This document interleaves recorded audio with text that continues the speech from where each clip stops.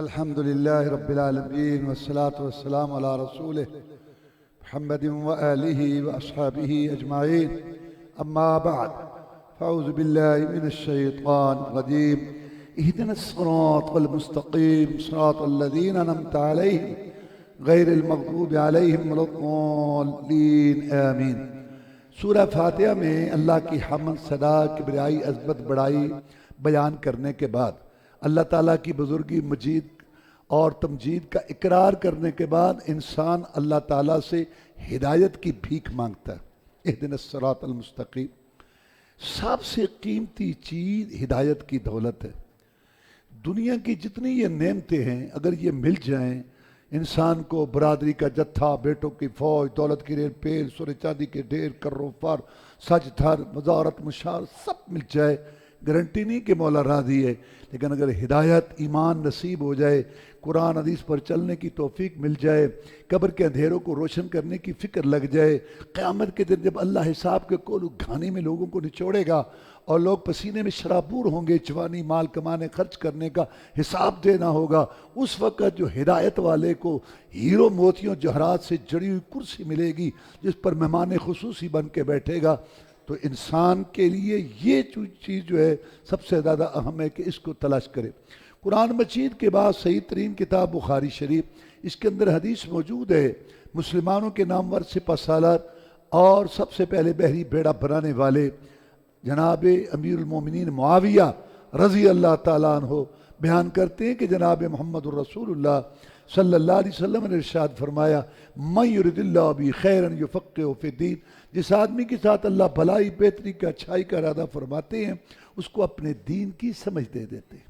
رسول اللہ صلی اللہ علیہ وسلم کو سب سے زیادہ یہ فکر رہتی تھی، یہ بھی مان لے آئے، اس کا بھی کام بن جائے، یہ بھی جہنم سے اتنا کرتے تھے، اتنی آپ کو تکلیف ہوتی تھی کہ لوگ ہدایت کو قبول نہیں کرتے. اللہ نے فرمایا، لعلک باخع نفسک الا یکونوا مؤمنین. اے نبی کریم صلی اللہ علیہ وسلم، آپ تو اپنے آپ کو ہلاکت میں ڈال دیں گے. گویا کہ سارے جہان کا درد میرے دل میں ہے. نہیں مانتے تو نہ مانے، میں نے آپ سے کوئی پوچھنا ہے؟ ان نشاء ننزل علیہم من السماء آیہ فظلت اعناقهم لا خاضعین. اگر ہدایت ہی مقصود ہو، ہم اوپر سے ایسی نشانی دکھائیں یہ سارے سیدھے ہو جائیں تیر کی طرح، لیکن ہمیں زبردستی کا ایمان نہیں چاہیے. آپ ان کو بتائیں، جو مانتا ہے مانے، جو نہیں مانتا نہ مان. اس سے معلوم ہو رسول اللہ کو سب سے زیادہ اس چیز کی فکر رہتی تھی. چنانچہ حضرت حمزہ کا اسلام لانے کا واقعہ وہ بھی یہی ہے کہ جب انہوں نے رسول اللہ صلی اللہ علیہ وسلم کا بدلہ لیا اور کہا میرے بھتیجے خوش ہو جاؤ، میں تمہارا بدلہ لے کے آیا ہوں. اور قوم کون سی تھی؟ یہاں بدلہ لینا ان کی گھٹی میں پڑا ہوا تھا. وہ یہ کہتے تھے کہ جس کا بدلہ نہ لیا جائے اس کی روح پرندے کی شکل میں آ کے خون کا مطالبہ کرتی ہے. یہ روحوں کے آنے کا عقیدہ مکہ کے کافروں کا تھا یا ہندوؤں کا تھا. مسلمانوں کو یہ عقیدہ نہیں ہے کہ روحیں آتی ہیں. جو فوت ہو جاتے ہیں وہ اللہ کیا ہیں، نیک ہیں، نعمتوں میں، برے ہیں، عذابات، کوئی نہیں آتا مرنے کے بعد. تو ان کا یہ عقیدہ تھا کہ جس کا بدلہ نہ لیا جائے اس کی روح خون مانگتی ہے. اس معاشرے میں آپ کو بتایا کہ میں آپ کا بدلہ لے کے آیا ہوں. میں نہیں ایسی باتوں سے خوش ہوتا، کوئی میرا بدلہ لے یا نہ لے. تو آپ کس سے خوش ہوتے ہیں؟ جب کوئی ایمان قبول کر لے، ہدایت پر آ جائے، کلمہ پڑھ لے. نے کہا بھتیجے اگر یہ بات تجھے اتنی پسند ہے تو میں کلمہ پڑھتا ہوں. تو سب سے قیمتی چیز یہ ہدایت کی دولت ہے. دیکھو نا، ایک آدمی کو کھانے کے لیے پورا نہیں ملتا، کیا ہوگا؟ مر جائے گا اور کیا کرے گا. اور جس کو 4 ٹائم کھانے کے لیے ملتا ہے وہ نہیں مرے گا. جس آدمی کو پینے کے لیے پورا پانی نہیں ملتا کیا ہوگا؟ مر جائے گا. اور جس کو پانی حسب منشا، موسم کے مطابق مشروبات ملتے ہیں وہ نہیں مرے گا. اگر ایک آدمی کے پاس مکان نہیں ہے، جھونپڑا ہے، معمولی ہے، اگر وہ مرے گا تو کیا کوٹھی بنگلے والے کا جنازہ نہیں اٹھے گا؟ یہ چیزیں کوئی ضروری نہیں ہیں. یہ تو زندگی گزارنے کے ذریعہ ہے.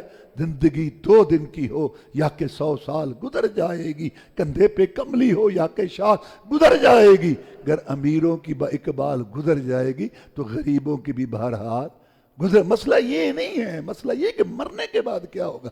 اس لیے سب سے پہلا سوال جو سکھایا گیا، دار روٹی دنیا کا نہیں، ہدایت کا. اہدنا الصراط المستقیم. یہی وجہ ہے کہ رسول اللہ صلی اللہ علیہ وسلم نے سورہ فاتحہ کو فرض قرار دیا. فرمایا لا صلاۃ لمن لم یقرأ بفاتحۃ الکتاب. نماز امام کی ہو، مقتدی کی ہو، اکیلے کی ہو، فرد ہو، نفل، مقیم، مسافر، بیمار، تندرست، جنازہ، استسقاء، عید کوئی نماز نہیں ہوتی سورہ فاتحہ کے بغیر. جیسے لا الہ الا اللہ کوئی معبود نہیں، نہ چھوٹا نہ بڑا، نہ اپنے اختیارات والا نہ اللہ کے اختیارات کا دیا ہوا. جیسے لا نبی بعدی، میرے بعد کوئی نبی نہیں، دلی نہ برودی نہ امتی نہ غیر امتی نہ تشریح ہے. ایسے لا صلاۃ لمن لم یقرأ بفاتحۃ الکتاب، کوئی نماز نہیں ہوتی سورہ فاتحہ کے بغیر. جیسے وہ لا نفی جنس کا، جیسے یہ لا نفی جنس کا، ایسے سورہ فاتحہ کا لا بھی نفی جنس کا. کوئی نماز نہیں ہوتی سورہ فاتحہ کے بغیر. 12 حدیثیں ہیں اور ان میں فاتحہ کا ذکر ہے، امام کے پیچھے کا ذکر ہے اور نبی نے پڑھنے کا حکم دیا. اور دنیا میں کوئی صحیح حدیث نہیں، کوئی صحیح حدیث نہیں، کوئی صحیح حدیث نہیں جس میں فاتحہ کا ذکر ہو، امام کے پیچھے کا ذکر ہو اور نبی نے پڑھنے سے روکا ہو. رسول اللہ صلی اللہ علیہ وسلم نے کیوں فرض قرار دیا سورہ فاتحہ کو پڑھنا؟ اس لیے شفقت فرمائی اپنی امت سے کہ جب میرے امتی مرد اور عورتیں وضو کر کے، ہاتھ باندھ کے، خشوع خضوع پیش کر کے، گریہ داری منت سماجت کر کے اللہ کے سامنے جھکیں گے، سورہ فاتحہ پڑھیں گے، اللہ کی حمد ثنا کبریائی عظمت بڑائی بیان کرنے کے بعد اللہ سے ہدایت کی بھیک مانگیں گے. 5 ٹائم نماز کے اندر ایک ایک رکعت میں جب اہدنا الصراط المستقیم کی بھیک مانگیں گے، کبھی تو بے پرواہ خیر ڈال ہی دے گا. یہ مقصد ہے سورہ فاتحہ کے فرض ہونے کا. اور اس سے یہ بھی بات معلوم ہوئی کہ ہدایت اللہ کے قبضے میں ہے، ہدایت اللہ کے قبضے میں ہے. لہذا اللہ تعالیٰ سے ہدایت کا سوال کرو. ہدایت کا ایک تو معنی ہے راستہ دکھانا. نبی رسول راستہ دکھاتے ہیں، ولی پیغمبر راستہ دکھاتے ہیں، علماء راستہ دکھاتے ہیں. لیکن ہدایت پر پہنچانا، توفیق دینا، دل کے اندر ہدایت کو داخل کرنا، یہ اللہ کا کام ہے. اس لیے اللہ سے مانگی گئی یہ ہدایت کہ اہدنا الصراط المستقیم، یا اللہ میں سیدھی راہ دکھا، اس پر چلا، ہمارا اس پر خاتمہ فرما. صراط کہتے ہیں راستے کو، مستقیم کا معنی بالکل سیدھا. التی لا عوج فیہ، وہ سیدھی راہ جس میں کوئی ٹیڑھا پن بال کا روی نہ ہو. جیسے یہ بچے پڑھتے ہیں نا اسکول میں، خط مستقیم کھینچتے ہیں. ہر چیز جو بھی ہے اس کا ایک عروج ہے، ایک زوال ہے. رات ہے اور دن ہے، اقتدار حکومت اس کا عروج دن ہے، اس کا زوال رات ہے. کاروبار کا نفع اور انتہائی نفع یہ دن ہے، اور اس کے اندر خسارہ رات ہے. اور انسان کی زندگی میں جوانی دن ہے، بڑھیپا رات ہے. ہر چیز کے اندر دن اور رات ہے. لیکن جو دین ہدایت صراط مستقیم رسول اللہ صلی اللہ علیہ وسلم لے کے آئے، یہ اس کے اندر دن ہی دن ہے، روشنی روشنی ہے. میں ترکتکم علی ملت البیضاء لیلھا کنہارھا، میں تمہیں ایک ایسے صاف روشن واضح صراط مستقیم سیدھی راہ پر چھوڑ کے جا رہا ہوں جس کی راتیں بھی دن کی طرح روشن. صراط مستقیم. آپ نے کہ سیدھی راہ کھینچی، پھر 2 دائیں راستے کھینچے، 2 بائیں. فرمایا یہ دائیں بائیں گمراہی کے راستے ہیں اور یہ سیدھی راہ. پھر یہ آپ نے عہد پڑھی وَأَنَّ هَذَا صِرَاطِي مُسْتَقِيمًا فَاتَّبِعُوهُ وَلَا تَتَّبِعُوا السُّبُلَ فَتَفَرَّقَ بِكُمْ عَنْ سَبِيلِهِ. یہ میری سیدھی راہ ہے، اس کی پیروی کرو، اس کے پیچھے چلتے آؤ اور راستوں کے پیچھے نہ چلو. اس کا مطلب ہے حق کا راستہ ایک ہوتا ہے، گمراہی کے کئی ہیں. اللہ ایک ہے، رسول ایک ہے، قرآن ایک ہے، اسلام ایک ہے، بخاری ایک ہے، فاتحہ ایک ہے، فرقان ایک ہے. امام کئی، برادریاں کئی، شہر کئی، علاقے کئی، بزرگ کئی، کتابیں کئی. لہذا گمراہی کے راستے کئی، ہدایت کا راستہ صرف ایک ہے. فرمایا یہ میری راہ ہے، اس پر چلتے آنا. جو عقیدہ میں نے بتایا، جو درود میں نے بتایا، جو وظیفہ میں نے بتایا، شادی غمی کا طریقہ، شکل صورت لباس جو میں نے بتایا، گھر کا ماحول جو میں نے بتایا، نماز روزہ طریقہ جو میں نے بتایا، اس پر چلتے آنا، عمل کرتے آنا. تمہاری میری مرنے کے بعد حوض کوثر پر ملاقات ہو جائے. صراط الذین انعمت علیہم، راہ ان لوگوں کی جن پر آپ نے انعام فرمایا. وہ کون ہیں؟ وہ اللہ تعالیٰ نے بیان کر دیا 5ویں پارے میں. قرآن کی تفسیر کرتا ہے. اولئک الذین انعم اللہ علیہم من النبیین والصدیقین والشہداء والصالحین حسن اولئک رفیقا. فرمایا یہ گروہ ہیں نبیوں کا، صدیقوں کا، شہیدوں کا، نیک لوگوں کا. یا اللہ ان کی راہ دکھا، غیر المغضوب علیہم، نہ راہ جو غضب کیے گئے. کون؟ یہودی. وَلَضَّالِّينَ، نہ راہ ان کی جو گمراہ ہوئے. کون؟ عیسائی. پوری دنیا میں جن پہ غضب ہوا اللہ کا، سب سے پہلے امام، آگے مغضوب علیہ یہودی ہیں، پھر جتنے پہ غضب ہوا وہ اس میں شامل ہیں. قرآن مجید کے اندر اللہ نے فرمایا قُلْ هَلْ أُنَبِّئُكَ بِشَرٍّ مِّن ذَلِكَ مَثُوبَةً عِندَ اللَّهِ. من لعنہ اللہ وغضب علیہ وجعل منہم القردۃ والخنازیر وعبد الطاغوت. میں تمہیں بدترین لوگ بتاؤں، اللہ فرماتے ہیں نبی ان کو کہ جن پر اللہ کا غضب ہوا، جن میں اللہ نے خنزیر اور بندر بنا. کون؟ یہودی. یہ دنیا کی ذلیل ترین قوم ہے یہ یہودی. دنیا میں بڑی قومیں آئیں گمراہ، اللہ کے عذاب بھی آئے. عاد آئی قوم سمود آئی، قوم نوح، قوم فرعون، لیکن یہودی بدترین لوگ ہیں. ان کی شکلیں تبدیل ہوئیں، کسی قوم کی شکل نہیں بدلی، ان کی شکل بدلی ہے. ایسے گندے ذلیل ترین لوگ ہیں. اللہ نے کہا ان کی راہ سے بچو. قرآن میں اللہ نے فرمایا یہود و نصارہ کے راستہ سے بچو. رسول اللہ صلی اللہ علیہ وسلم نے فرمایا ان کے راستہ سے بچنا. روزہ کی بات آئی، آپ نے 10 محرم کا روزہ رکھا، بتایا گیا کہ یہودی بھی رکھتے ہیں، فرمایا ہم ان کی مخالفت کریں گے. 9 کا رکھیں گے ساتھ اس کے.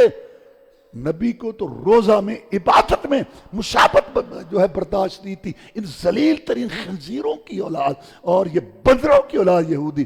وہر مسلمہ حکمرانوں نے، عوام نے یہودیوں کی مشابہت اختیار کی ہوئی ہے. سر سے لے کے پاؤں تک شکل صورت میں یہودیت، لباس میں یہودیت، تعلیم میں یہودیت، معاشیات میں یہودیت، تجارت میں یہودیت، سیاست میں یہودیت، شادی غمی میں یہودیت، گھر سے لے کر ایوان اقتدار سب یہودیت. ذلیل ترین خنزیروں کی اولاد اور مسلمانوں کی آئیڈیل قوم ہے. اللہ تعالیٰ معاف فرما. غیر پہلی صورت میں بتایا گیا تھا کہ ان کی راہ اختیار نہیں کرنی. لضالین، اور نہ گمراہ عیسائی. یہودیوں میں کیا کمی تھی؟ یہودیوں میں کیا خرابی تھی؟ یہ گنجائشیں نکالتے تھے. اللہ کا حکم آیا چربی نہیں کھانی، ان پر چربی حرام تھی، پگھلا کے استعمال کر. اللہ نے فرمایا مچھلی کا شکار نہیں کرنا، مچھلی گھر بنا لی، ساری پھنسا کے اتوار کو پکڑ لی. اللہ تبارک و تعالیٰ نے کہا روزے رکھو، گرمی کے دن آئے تو کہا کہ جو سردی میں رکھ لے. یعنی گنجائشیں اپنے لیے جو ہے نا وہ حرام کو حلال کرنا، یہ ان کا وتیرہ تھا. اور یہ جو عیسائی تھے ان میں کیا تھا؟ افراط، زیادتی. جو اللہ تعالیٰ نے ان کو منع نہیں کیا، وہ نہانا نہیں ہے اور شادی نہیں کرنی، جنگلوں میں رہنا ہے، اچھا کھانا نہیں کھانا. یہ عیسائیت میں اور یہودیت میں کمی تھی کہ اللہ کام پر عمل نہیں کرتے تھے پوری طرح. اور عیسائیوں میں افراط تھی، زیادتی. اللہ نے فرمایا درمیان میں وَكَذَلِكَ جَعَلْنَاكُمْ أُمَّةً وَسَطًا، نہ تفریط ہو اور نہ افراط ہو.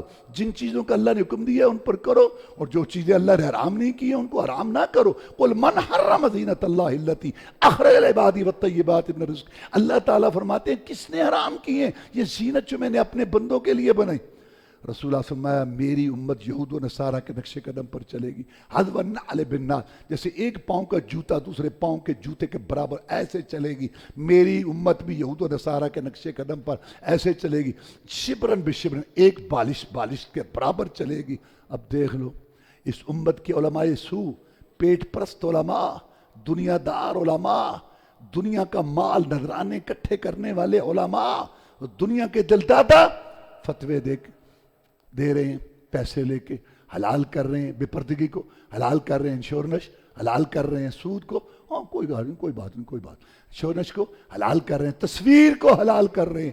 رسول اللہ صلی اللہ علیہ وسلم لعن اللہ المصور والمصور، اللہ کی لعنت ہو تصویر کھینچنے والے پر اور کھنچوانے والے پر. لیکن اس کو حلال کر، ایک کام غلط کرنا، ایک اس کو حلال کرنا، ایک چوری اور سینہ دوری، اس کو حلال. یہ علماء سو پیٹ پرست علماء کے یہ طریقے کہ یہ حرام کو حلال کر رہے ہیں فتوے دے کے. اور یہ جو ہیں جہل عبادت گزار صوفی، یہ جو ہے اپنے اوپر پابندیاں. اعتکاف میں نہانا نہیں ہے، بولنا نہیں ہے، اچھا سالن نہیں کھانا، اچھی روٹی نہیں کھانی، چپ رہنا. اور اسی وجہ سے ہندوستان پاکستان میں کھانیاں پھیلی ہوئی ہیں. ایک ٹانگ پہ کھڑے ہونا ہے، الٹا لٹکنا ہے. 12 سال وہ کاٹ کی روٹی کھاتا رہا، 12 سال. کیا ہے یہ عیسائیت ہے، وہ یہودیت ہے. اس امت کے علماء میں سب میں نہیں، جو پیٹ پرست ہوا پرست ان میں یہودیت کی جھلک ہے. اور جاہل عبادت گزاروں کے اندر، قبر پرستوں کے اندر، اور یہ تصوف والے اور صوفیوں کے اندر اور پیری مریدی والوں کے اندر، ان کے اندر عیسائیت کی جھلک ہے. ہمیں کہا گیا اہدنا الصراط المستقیم صراط الذین انعمت علیہم غیر المغضوب علیہم ولا الضالین. آپ ڈاکٹر کے پاس جاتے ہیں، آپ کو بتاتے ہیں کہ یہ کھاؤ اور پرہیز یہ پرہیز، تو سیدھی راہ صراط مستقیم اپناؤ اور ان سے بچو، افراط اور تفریط، یہودیت اور عیسائیت سے. اور آخر میں آمین. یہ قرآن کا حصہ نہیں ہے لیکن یہ سنت ہے بعد میں کہنا. آمین کا معنی قبول کر، یا اللہ قبول فرما، یہ آخر میں ہے. رسول اللہ صلی اللہ علیہ وسلم اونچی آمین کہتے تھے نماز کے اندر، صحابہ کرام بھی کہتے تھے. وائل بن حجر کہتے ہیں رضی اللہ تعالیٰ عنہ کہ آپ نے آمین کہی، پچھلی صفوں نے سنی. امام ابو حنیفہ رحمۃ اللہ علیہ کے استاد ہیں امام عطا بن ابی رباح، یہ بہت مشہور تابعی ہیں. یہ کہتے ہیں کہ میں نے 200 صحابہ کو دیکھا، 200 صحابہ کو دیکھا بیت اللہ شریف میں. جب امام ولدالین کہتا تھا تو 200 صحابہ آمین کہتے تھے اور بیت اللہ شریف مسجد حرام میں گونج ہوتی تھی. اور حدیث ہے رسول اللہ صلی اللہ علیہ وسلم نے فرمایا، وائل بن حجر روایت کرتے ہیں رضی اللہ تعالیٰ عنہ کہ یہودی تم سے 2 چیزوں سے چڑھتے ہیں. یہودیوں کو تم پر حسد آتا ہے 2 چیزوں میں. ایک سلام، یہ بڑی بات ہے، بڑے نفسیات کے ماہرین کتابیں لکھتے ہیں، بہت طریقے لکھتے ہیں کہ اگر آپ سفر کر رہے ہیں، دوسرے اجنبی آدمی ہے، آپ کا واقف نہیں ہے، اس سے آپ مثلا گفتگو شروع کرتے ہیں، کیسے کریں؟ کہتے ہیں موسم پر بات کرو. وہ بھی موسم پر بات شروع کر دے گا، آپ کی گفتگو شروع ہو جائے گی، آپ کا تعارف شروع ہو جائے گا. کوئی کہتا ہے کہ نہیں، جو سواری ہے نا اس کے متعلق بات شروع کر دو. کوئی کچھ. لیکن اسلام کا کتنا سادہ، بہترین، ٹھوس، پرامن اور آپس میں مضبوط رابطے کا طریقہ کیا. یہ ادھر سے آؤ، السلام علیکم ورحمۃ اللہ، وعلیکم السلام، کیا حال ہے، خیریت، تعارف شروع. یہ چیز کسی کے پاس نہیں. تو یہودیوں کو بڑی چڑ ہے اس سے. اور دوسری بات، جب تم کہتے ہو نا ولدالین، سب کہتے ہیں آمین، یہودیوں کو آگ لگ جاتی ہے، یہودیوں کو حسد ہو جاتا ہے، یہودیوں کو حسد ہے اس آمین سے. سورہ البقرہ، بقرہ کا کہتے ہیں گائے کو. اس کے اندر چونکہ گائے کا قصہ ہے اس لیے سورت کا نام البقرہ ہے اور اس کی بڑی فضیلت ہے. یہ قرآن میں سب سے بڑی سورت ہے الفاظ کے لحاظ سے. رسول اللہ صلی اللہ علیہ وسلم نے فرمایا سورہ بقرہ پڑھا کرو. جس گھر میں سورہ بقرہ پڑھی جائے اس گھر سے شیاطین جن بھاگ جائے. آج کل لوگوں کو یہاں کچھ ہے، یہاں کچھ ہے، چھینٹے، ہاں شاشاں ہوئی، ہاں یہاں کچھ ہے، وہاں کچھ ہے، ہر جگہ ہی کچھ ہے. اور جو ڈرے نا وہ شیطان کہتے ہیں پکڑو پکڑو پکڑو. اور جو باوضو رہے، لیٹرین میں آنے جانے کی دعا کی پابندی کرے، مرد ہو یا عورت ہو، صبح شام کرے، سورۃ بقرہ پڑھے، کوئی شے نزدیک نہیں ہے. تو سورۃ بقرہ پڑھو، گھروں سے شیاطین جنات کو بگاؤ. میں قیامت کے دن سورۃ بقرہ آل عمران آئیں گی اور بادلوں کی طرح سایہ کریں گی، اور بقرہ اور یہ آل عمران پڑھنے والوں کے لیے یہ سفارش کریں گی، اللہ سے جھگڑا کریں گی. سورۃ بقرہ آل عمران. اور سورہ بقرہ میں ایک آیت ہے آیت الکرسی، وہ قرآن میں سارے قرآن میں سب سے افضل آیت ہے. اور اس کی آخری جو آیت ہے نا، آمن الرسول سے لے کر آخر. اور یہ سورۃ فاتحہ. جبریل علیہ السلام کے رسول اللہ صلی اللہ علیہ وسلم کے پاس بیٹھے تھے، رسول صلی اللہ علیہ وسلم بیٹھے تھے، جبریل علیہ السلام بیٹھے تھے. آواز آئی جیسے دروازہ کھلا، وہاں سے ایک فرشتہ آیا، رسول اللہ صلی اللہ علیہ وسلم کے پاس آ کے سلام کہا. جبریل علیہ السلام نے کہا کہ اے محمد صلی اللہ علیہ وسلم، جب سے یہ دروازہ بنا ہے نا آسمان میں کبھی نہیں کھلا، آج کھلا. اور یہ جو فرشتہ آیا ہے نا اس دروازے سے، کبھی نہیں دنیا میں آیا، آج آیا. اتنے میں وہ فرشتہ بولا اے محمد صلی اللہ علیہ وسلم، میں اسپیشل 2 تحفے لے کے آیا ہوں تیرے لیے اللہ کی طرف سے. ابشر بنورین، خوش ہو جا، 2 نور، 2 روشنیاں، 2 خوشخبریاں تیرے لیے. کوئی نبی یہ چیز نہیں دیا گیا جو تجھے دیے گئے. سورۃ فاتحہ اور سورۃ بقرہ کی آخری 2 آیتیں آمن الرسول.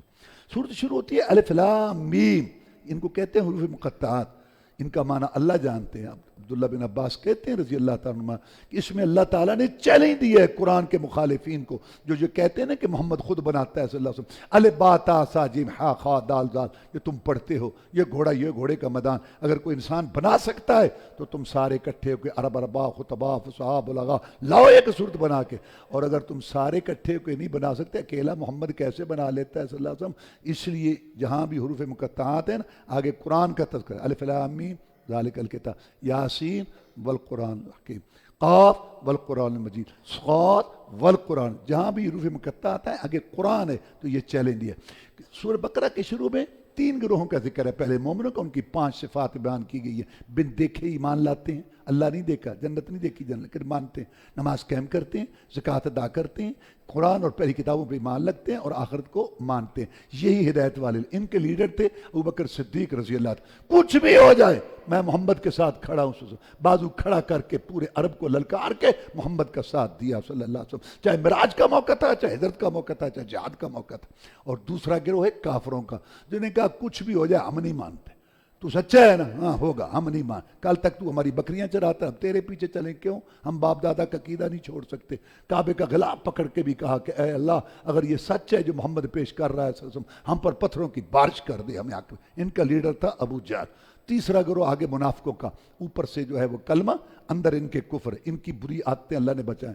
ایک تو اوپر سے کلمہ، دل کے اندر کفر، اور جھوٹ بولتے ہیں، اور اپنی اس روش کو اصلاح کہتے ہیں، حالانکہ یہ فسادی ہیں، اور صحابہ کرام کو یہ بے وقوف کہتے ہیں۔ جب ان کو کہا جاتا ہے کہ ایمان لاؤ، جیسے صحابہ کہتا ہے یہ تو بے وقوف لوگ۔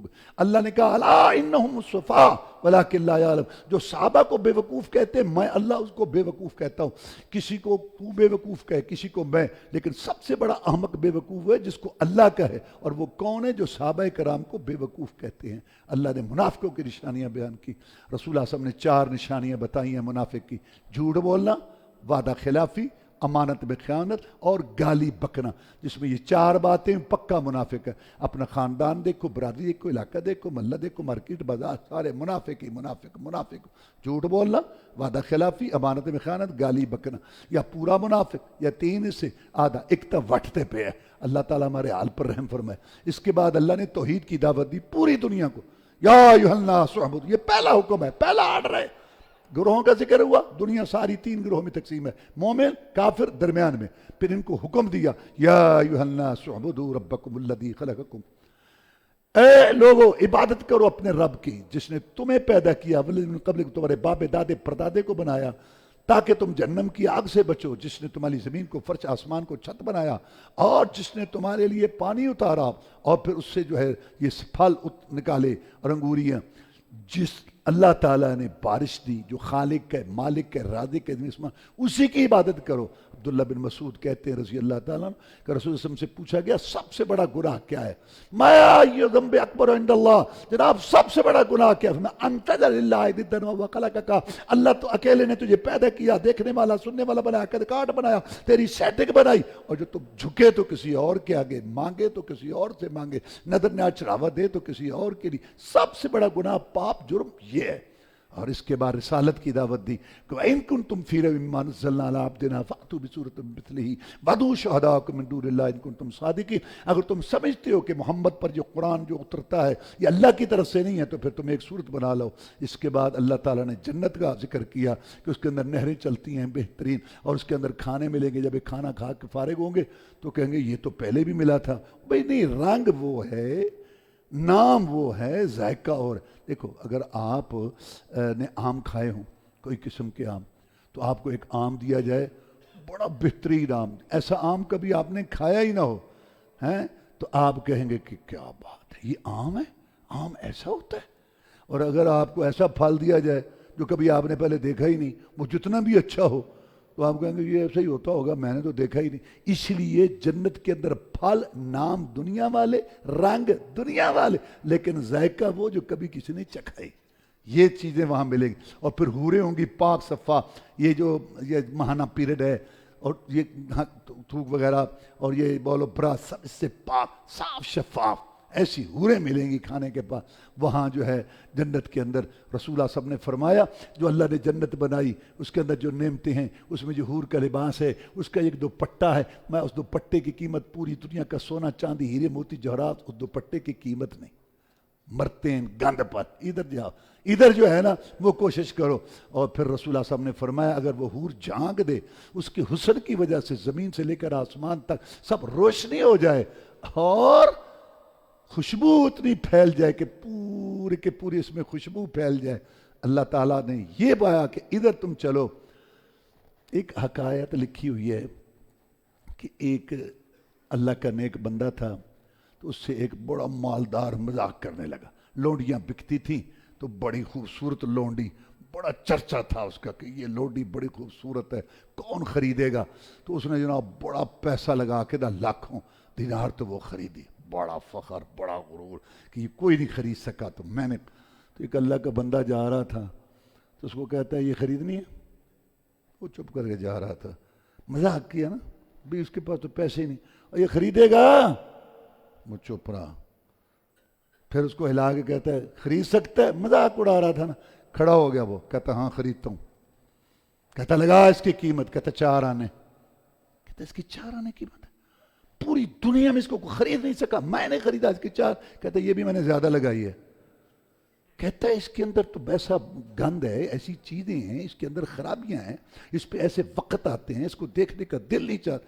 اور میں صبح تہجد کے ٹائم بہت بڑا سوداگر ہوں، 2 رکعت پڑھتا ہوں، اللہ سے حوروں کے سودے کرتا ہوں، کون مجھ سے ملے گا؟ اللہم اعز الاسلام والمسلمین، اللہم انصر الجہاد والمجاہدین، اللہم نجِ اخواننا من السجون. سبحان ربک رب العزت عما یصفون وسلام علی المرسلین والحمد للہ رب العالمین.